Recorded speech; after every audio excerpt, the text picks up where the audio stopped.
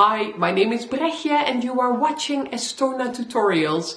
And if you are watching this video, you are not currently on my subscriber feed, so you can watch a part of this video, but if you want to get the full experience, then please hop on over to Patreon and you can find me at patreon.com/Estona_tutorials.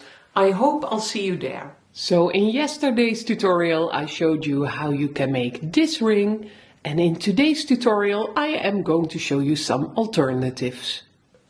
And here you can see how easy it is to create a shape like this, but we do need to make sure that everything connects perfectly.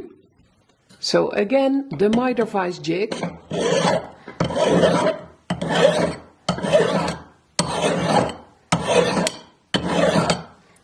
And take a look here, a perfect fit.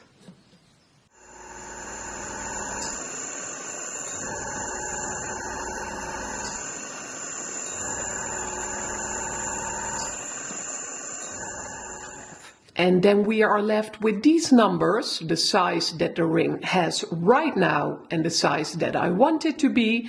So I need to take out 5.6 or 5.7 millimeters to get to the size that I want the ring to have.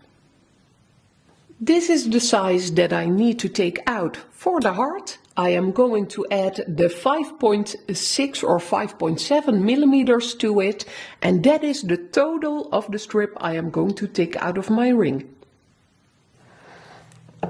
I am going to cut it open at one point.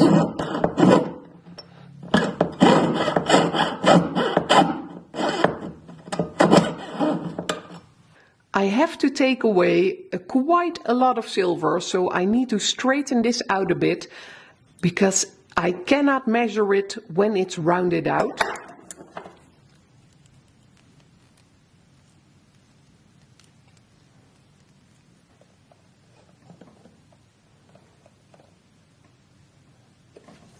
So I will take this off, and I am not going to show you how I am going to solder this. And that is because I think I showed you enough soldering in today's tutorial and it's time to wrap things up. So I am going to solder this one and show you the results of the other rings in just a second. And this is the result of the moon-shaped ring made with 2 millimeter wire. And what I wanted to show you with today's tutorial is that you can insert every shape that comes to mind. And I had a bit of fun with this one. I twisted the heart a bit and I think the outcome is really nice. And I used a 1.5 millimeter wire for this one. And these are the results after just 3 days of making rings. Still 4 to go.